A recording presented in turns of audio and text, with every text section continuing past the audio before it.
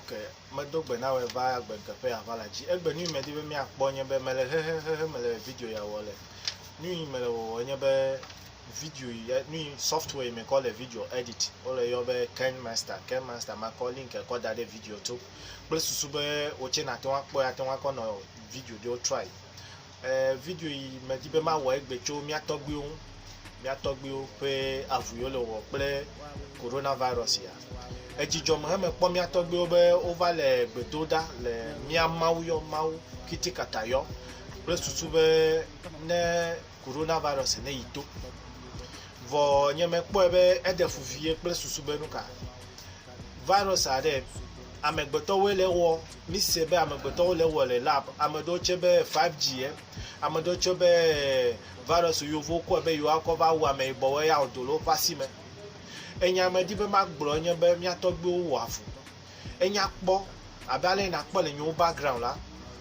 Miatɔgbiwo ɖe nu yiwo le wɔwɔ nye be wo le Mawu ƒe benediction yɔ kple susu be wòana ŋutifafa mi ne wòa protect mi.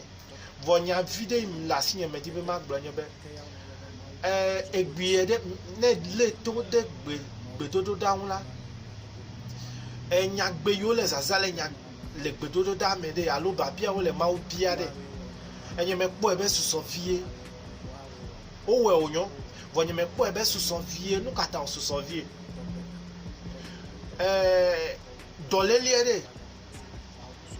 Ŋkuʋu mi va kpɔe be ɖewo le wɔ le lab ya wòdo. Fifi la mi wɔ nukuku mi va kpɔe be wobe 5G eya le dɔlélie na.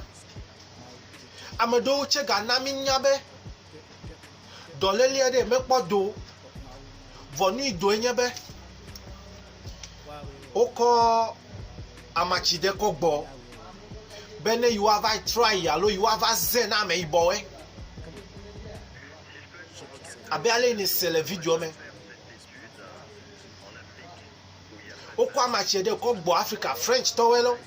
Wokɔ gbɔ Togo, wokɔ gbɔ Ghana. Be ne yewoa va wu mi. Be yewoa va try do amatsi yiwo le didi ɖe na coronavirus ɖe yewoa va try le mia dome vɔ me xɔ se be ma de mia dzi o. Gba ame yibɔ be yewo me le amatsi di o vɔ me xɔ se be amatsi ava ge ɖe Togo dukɔ me, ava ge ɖe Ghana dukɔ me. Aleke wo amatsi ava ge ɖe Ghana dukɔ me do? Wòava ge ɖe ʋe dome. Babia ma ya me di be wòtse na bia ɖekue. Mi ame yibɔwo pete mi le ame yibɔ nyigba dzi. Mi me le factory lab me le mia si mi kɔ le amatsiwo me tsa. Vɔ dɔlélie ɖe eva do mia dome. Aleke wɔ hafi wòva do mia dome eya me di be wòtse na bia ɖekue ne na bia se be ɖe leke wòdzɔ. Vɔ nya vi ɖe yi me di be ma gblɔ nye be ɖe ne miatɔgbe woado gbe da ɖe minya be Mawu sogboli sa ɖe esi woƒe gbedodo ɖa. Ne woado gbedodo ɖe me di be alo me le kuku de ne kpɔ video ya kɔ na tɔgbewo ne wòase be nye me be ɖe mi tukpokpoewo mi ɖekakpuiwo mi le kuku de na wo be ɖe ne woayɔ Mawu sogboli sa ɖe ne woyɔe be ɖe yewo ɖe kuku ne. Mianɔ videowoe ɖe wole mia dzra na yovowoe. Egbe ma ya me di be na bia miatɔgbewo no do na mi. Mianɔ videowoe ɖe wole mia dome le mia dzra na yovuwoe. Bill Gates ma va Africa ava dzra amewo. Miafowoe mianɔvi yiwo mi kɔ da ɖe ŋgɔgbe be no nɔ ŋgɔ na mi abe Food and Drug Board tɔwoe ɖe. Woawoe le mia dzra. Yovo ma kɔ amatsi kɔ va Africa ava dzra na mi o awo. Yovo ma va do abui na mi o. Miaƒe doctorwoe ɖe woawoe le mia dzra. Ta ne woakɔ tsi ɖe anyi woado gbe da ɖe. No do gbe da be ɖe mia dometɔ ame yibɔ yi ke axɔ ga ɖe kɔ de kotoku me. Ya wòaxa ɖe gata akɔ amatsi vɔ kɔ va duɔ me ɖe enu ne gble dɔ ame ma. Ne ame ɖe du ga kɔ amatsi vɔ ɖe kɔ va Africa ɖe enu ne gble dɔ ame ma. Eya me di be ma se. Eya ɖe ya me yi me di be ma se. Egbedodo ɖa eyi ade to yi ana vɔvɔ be ɖe ame ɖe Bill Gates mekɔ amatsi kɔ va ɖe AIDS ƒe amatsi ma kɔ video kɔ de video ya me. Dɔlélie ɖe ava ya kɔ le wɔ kpli mi. Odi be you atwura me boy. Menye mi awe avagble o. Vo mako video ko de mene na se. Ale yo vo wele. O wa machie pe susu be no ka yo akọ wu mi ame boy. Ya mi la Africa we ma wa nlo be vaccine. Doctor ma va bia se bere le ko jo. Minister of Education ma va bia bele ko jo. E ya mele obia. Ne mi atogbo wa ko chida ni le. No tie koda ni no globere. Me na minister post be na wa henwe cover. Me na president post be na wa henwe cover. Me na food and drug board to be na wa henwe cover. No nye bo ma henwe cover. Ya wa cover wa hebegble cover re. Enu ya kple enu ya no jude. Dagbe ni mega va over pe mo. E ya me di be ma se. Mawude elebe ya honami. Voa me ibode mi anto ele mi adoku ijira. Ye ma fonu sugbon e po video ya re. Ma video ko ina to gbe we. Be mi le kuku de na we bere. No mega dogbe da be ma wu never honami ko evo. No dogbe da be de. Immigration officer ile ga ho, le ga du. Immigration officer yi ho ga ko je kotokume ye o gbebe ima o lenwe wo pe na mi o de. Negblede. Eya me di be masi. De divate miao. Mi le nu me ku mi atogbo de o me le nu me ku o. Nyi o pe jime fafa. Yo ko po mi ajiva se de gbere eya kechi o ko kale. O me nya be politician o le mi ajira o.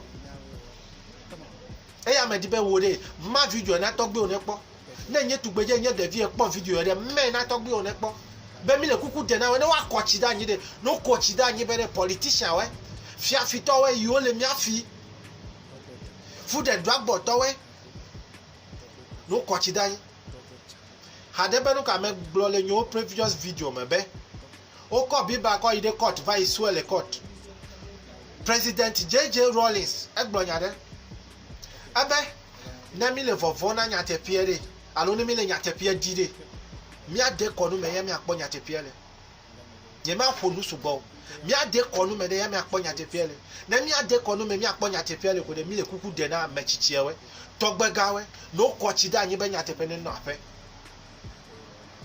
Amadema de suku de anya no mi atogbewe o awo.